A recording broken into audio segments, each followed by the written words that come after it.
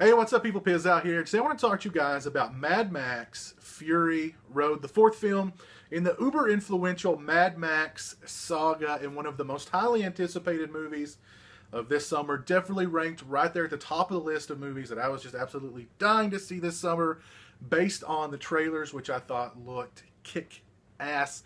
And I have to say, all the promises made by those trailers, the film delivers on. The film delivers on pretty much every level. The movie opens, we find Max, this time played by Tom Hardy. He's been captured by this ruthless group of wastelands, wastoids, led by Immortan Joe, who's actually played by the same actor who played Toe Cutter in the original Mad Max, which is really cool.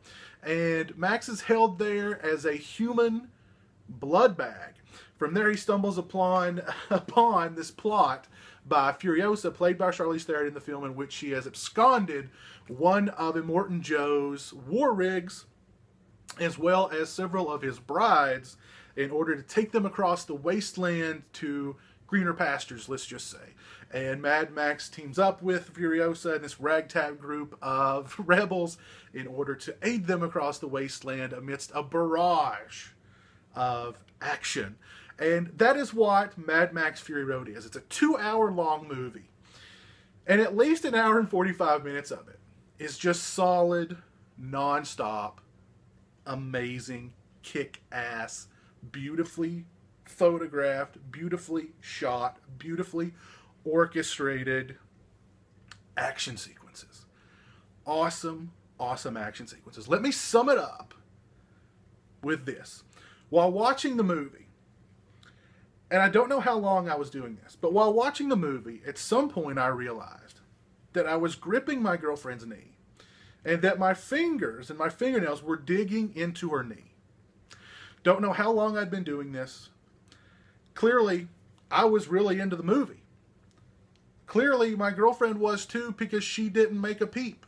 However long my hand had been gripping her knee and my fingernails had been digging into her knee, I was totally unaware of. As was she, because we were so into the movie. The action sequences in the film are breathtaking. Breathtaking action sequences. Beautiful, awesome, crazy action sequences. Great, great stuff. Great, great stuff. But that's not to say that there isn't a heart to the film. That's not to say that there isn't emotion to the film.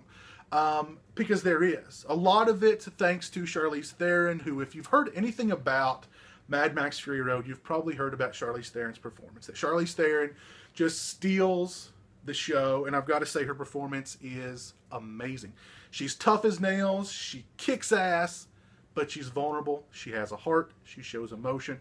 I think the way that this movie does those kind of moments. In a lot of action movies, when it gets to the emotional part, when it gets to the character part, everything else grinds to a complete halt. And then they sit down and they talk, and we get the emotion. In Mad Max Fury Road, they do a lot with a little, as far as, you know, the emotion, the backstory, her backstory, I should say. Why she's doing what she's doing. And she does such a phenomenal job acting. It's so well written. And it doesn't detract from what's going on around her. Or what's going on for the audience. It's so well done. It's so, so well done. And she is so great in this movie. So great in this movie. And that's not to take anything away from Tom Hardy's performance. Tom Hardy is great as Mad Max. He's intense. He's got some great sort of hero moments in the film. Tom Hardy is great as Max. Great as Max. He plays it, I think, perfectly. And my girlfriend and I actually had this conversation leaving the theater where she said, hey, this is Mad Max. Yes, but Charlize Theron is the star of this movie, and she steals the movie. And I kind of had to explain to her what Mad Max is, or who Mad Max is. And there was also sort of a question about, you know, where this movie falls in the chronology. And I was like, well, you know, his wife and his daughter are dead. He's haunted by these hallucinations of his daughter throughout the film. His leg's messed up. That all happened in the original Mad Max. There's shades of the Road Warrior in Fury Road. But I kind of explained it to her like this. Mad Max, the character, is really the glue to the film. He's the perpetual loner. He's the reluctant hero. He stumbles upon these scenarios, and he reluctantly becomes the hero and leads people to the promised land. And instead of sort of reveling in the spoils, he very quietly goes back off into the wasteland, as he does in Mad Max Fury Road. He ignores the spoils, which I'm sure one of the spoils at the end of the film would have been some very passionate, heated lovemaking with Charlize Theron's character. He's cool, just quietly goes back off into the wasteland.